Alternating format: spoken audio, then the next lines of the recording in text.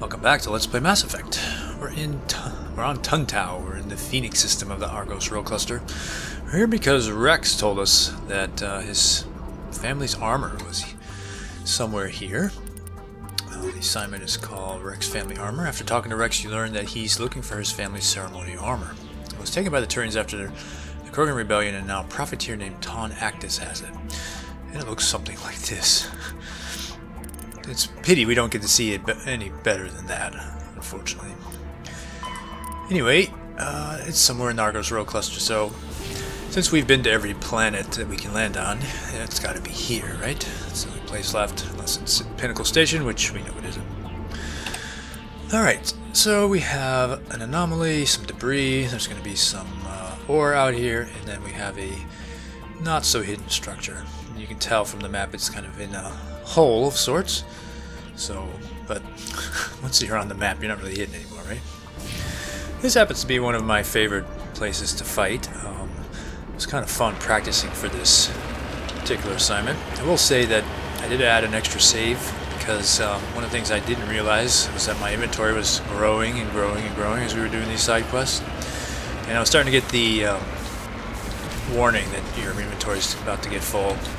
So I decided offline here that I was going to go ahead and purge any tier 1 equipment. So now I only have tier 2 or tier 3 equipment, and that's given me a lot of Omni Gel. I think I was in the high 200s before, so anyway, I don't want to have to go through all that again, so I've got a separate save right now just in case we fail this and I have to restart for whatever reason.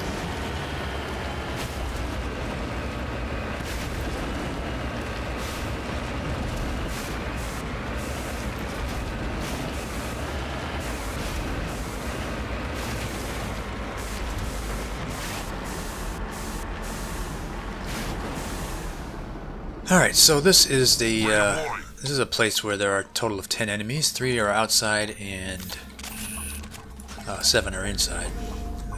It's all merc based, so a lot of immunity will be faced here. But one of the things I did do while I was sorting through inventory was I put Ashley into the same getup basically that Wrex has on her sniper rifle. So she's going to be running around with high explosive rounds on the sniper rifle while Wrex runs around with the same on the shotgun. So there should be lots of enemies flying about. Let's try that out.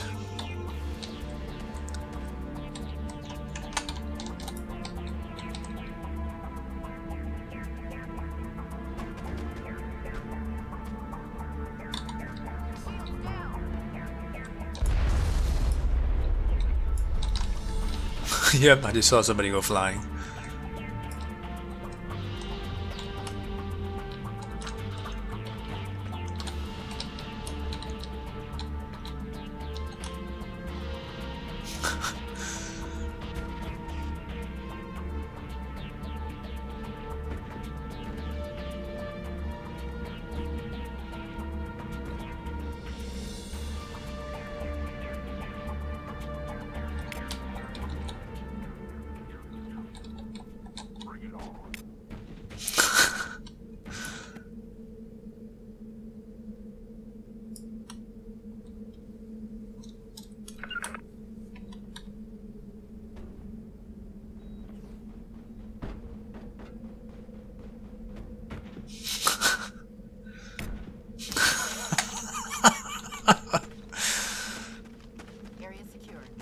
Yeah, they don't rapid fire, do they? But they get the job done. I mean, if while your weapon is cooling off, the enemy is flying through the air and then has to come to a rest and then has to get back up again and then re-aim. By that time, you're already been hit again. So, love that. Okay. Alright, so that was the 3 easy ones. Now we have to deal with the more difficult ones. And but first, Wrex is going to let us know something right about now. This is the place. My armor's here somewhere. Honestly, this looks like every other warehouse we've been in, so I don't know what makes him think this is Tonn Actus' place, but he's actually right. Alright, so let me put another save right here, because The way I want to play this is kind of the way Anya did, except I'm not going to bother with going to the stairwell.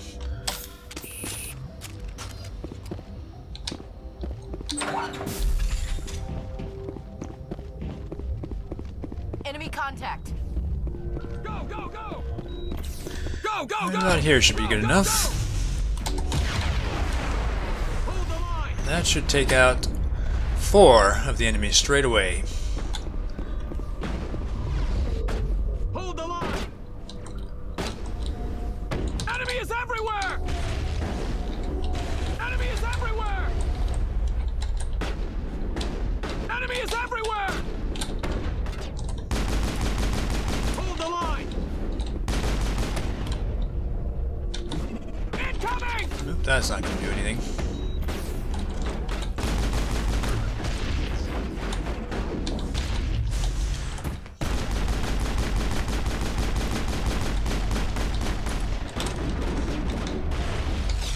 Enemy is everywhere!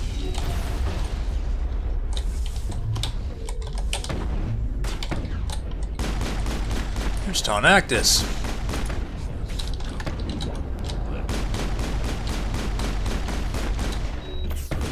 Go, go, go! Go, go, go! Go, go, go! Go, go, go! Incoming! Go, go, go! Go, go, go!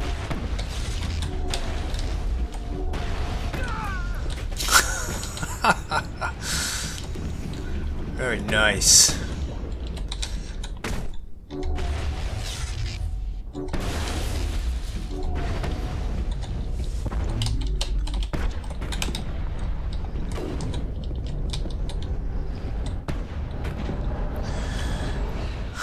Gotta say, there's something about the All thud clear, Commander. of those high explosive rounds that really satisfies. Alright, that wasn't even as difficult as some of my practice runs were with that. And look at this. Even though those guys are a pretty good threat overall, all of it is Tier 1 equipment. I mean, Tier 1 companies, I mean, all Elkas, Han, Kadar, and ERCS. So none of it is something I'm interested in, so... Too bad you can't reduce the whole lot.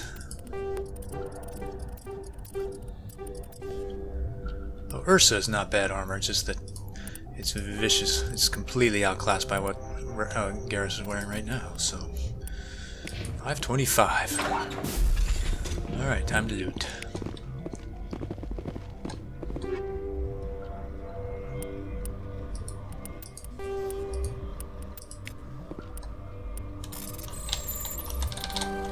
Oops.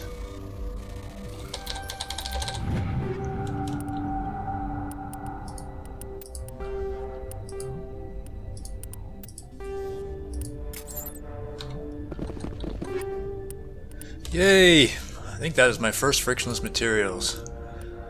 Yeah, I'll keep all that. But I want that frictionless materials on me right now.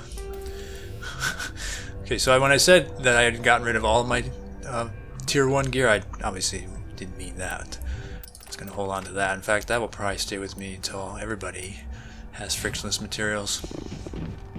Also, it's something that's unique. I don't know if I mentioned this earlier. Probably not, because I wouldn't have had these before. Frictionless materials give rounds more power and impact while minimizing weapon overheating. So it's a 24% heat damping with a little extra bonus damage.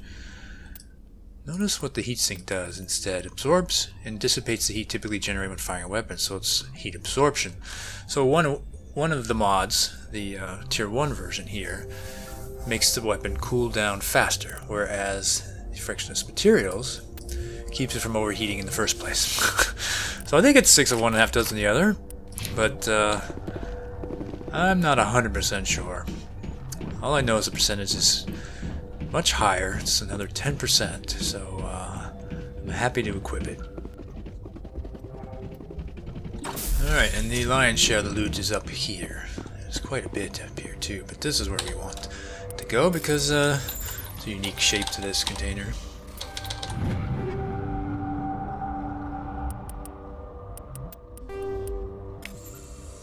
This is it. I can't believe my ancestors ever wore this piece of crap. But at least I've got it back. I'm glad we could help you get it back. I might just be starting to like you, Shepard. Wrex touches his grandfather's armor, his expression thoughtful, perhaps? Krogan are hard to read. Then he shakes off his bemusement and grips his gun with renewed purpose. Time to move on. Love that. Yeah, that's pretty fun. Alright, just pick up the remaining spoils here.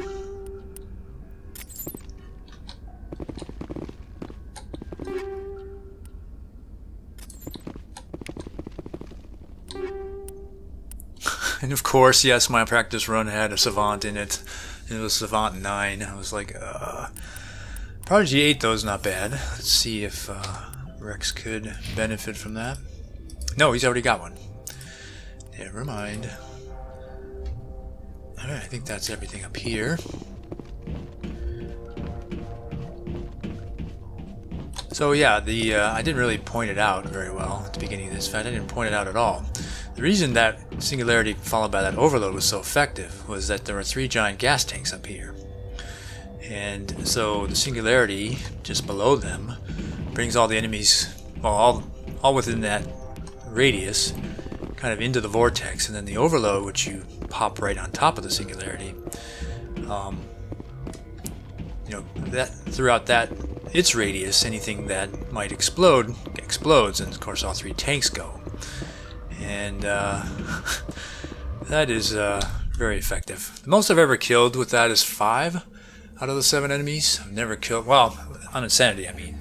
I suppose on Casual you might be able to get all 7 in there, but they're not too difficult to kill anyway on Casual. But yeah, usually it's 4, sometimes just 3. Depends on the timing of that and the movement of the enemies too. It's slightly random.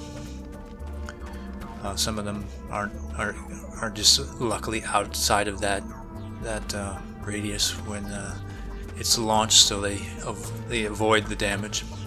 But still, we just took out 5 or 4 there, and that made that fight a lot easier. Okay, so there's going to be an ore somewhere near the edge of the map around here somewhere.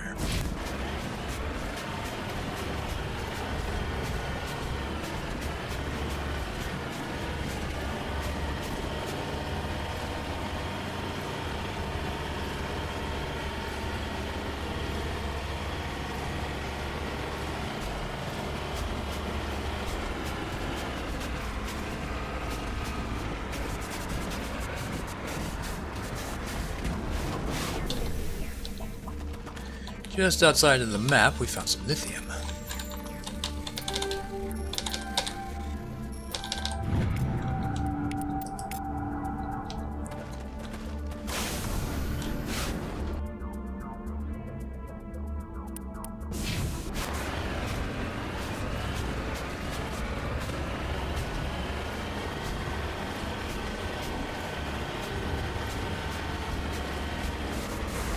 Heading out.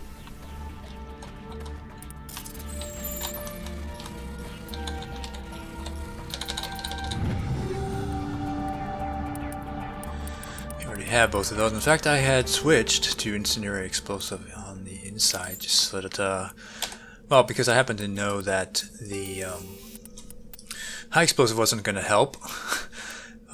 Even with this much force, 31%, it wasn't enough to topple them. You know, you need the high explosive rounds with that 500% force to do that. But the incendiary explosive, when you add up the damage, it's a lot of damage that it can do. So, but I generally don't use that, so I'm going to switch back now to the high explosive, the grenade. Alright, so we're headed to the anomaly here, but there happens to be an ore almost perfectly in this line between them, so let's head straight there.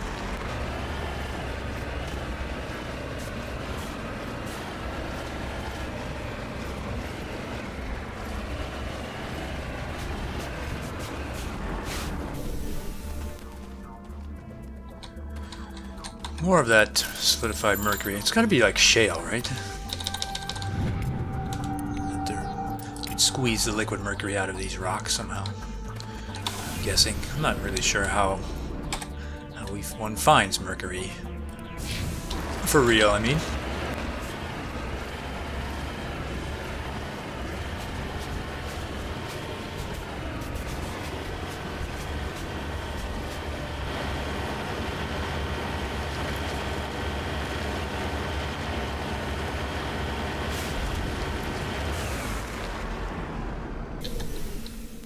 Prothean Pyramid. Man, I love these things. There really is very little that this game tells you about them. Why were they built? What was their purpose? What do they use them for? I mean, here, this planet is listed as pretty inhospitable. And we also know the Protheans are kind of like us. And with respect to their needs, I think. Like oxygen breathing and the amino acid types and all that. You found one of Matriarch Dillanaga's writings on this body. It's possible one of the possible writings came from the nearby ruins. Very possible, yes.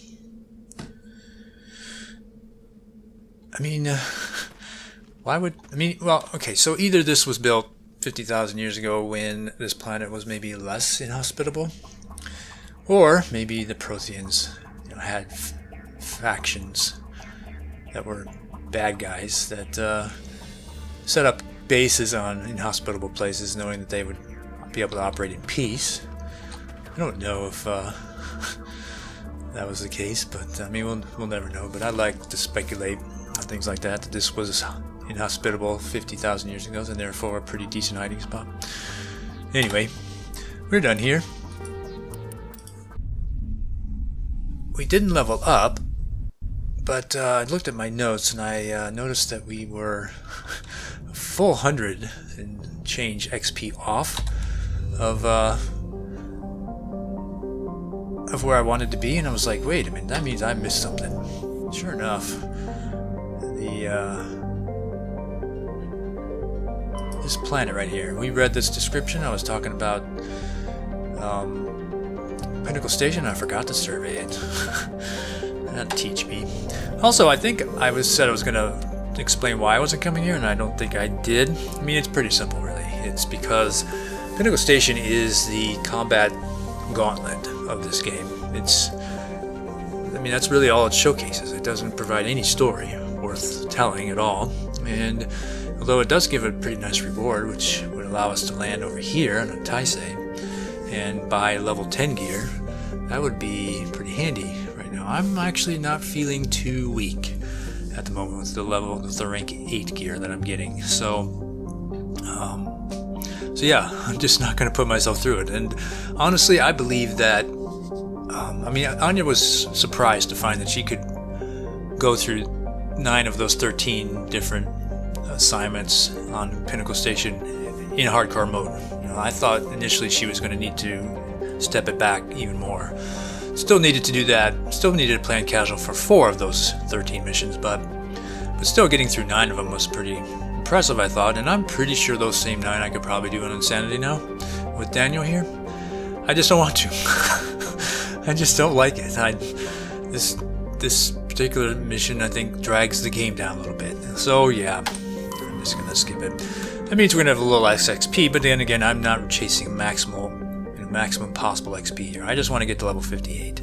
And honestly, now that I've reviewed my notes again, I think level 57 would be sufficient for what we need to do here. So I may relax a little bit on the XP chasing, maybe. I don't know. Anyway, so we are now finally kind of done with the whole Novaria area. We're headed closer now. We're kind of starting to find our way towards Pharos, and so there's going to be a couple of clusters here that are kind of en route to Pharos in a way. And this will be, I think, the only 4-hop I have to make here as we transition from Novaria space to Pharos space. So let's do it. And we got 2 clusters here. Systems. Ming system and the Han system. And it's Han where we're going to go first.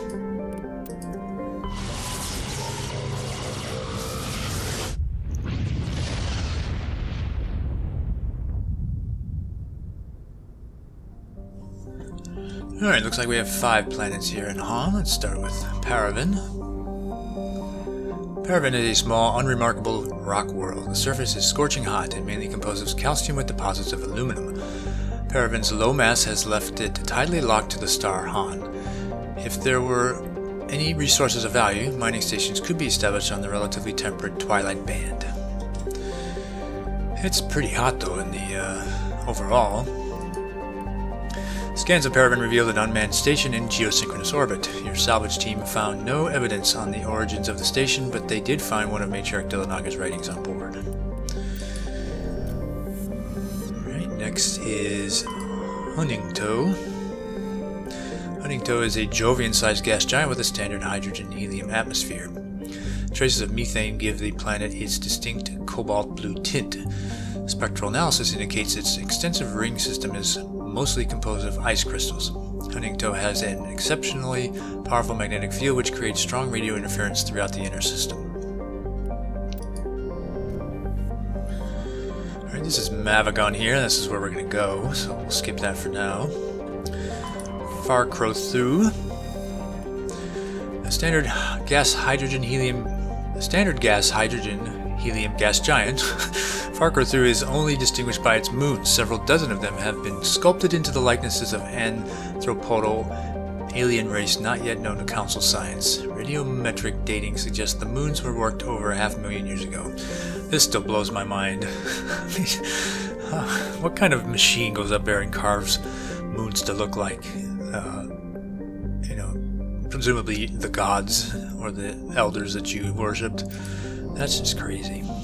That suggests a species with a little too much money. Patatanli is a large rock world with an unusually thin atmosphere of hydrogen and carbon monoxide. The frigid world's crust contains extensive deposits of uranium and occasional loads of naturally occurring plutonium. With a total mass of more than 4 times that of Earth, Patatanli should have a significantly thicker atmosphere. This unusual feature has flagged it as worthy of scientific investigation, but the need for expensive amounts of radiation shielding has deterred interest. Plus, it's cold here. Found a large deposit of beryllium.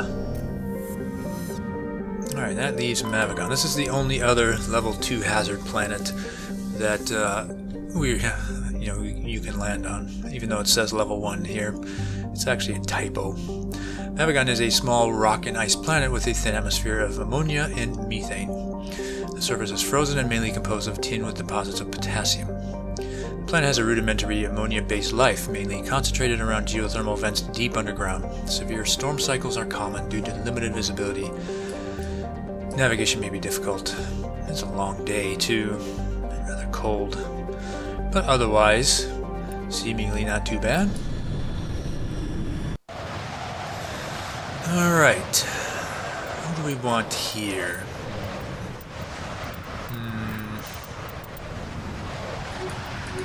Lots of biotics. That's what I want here.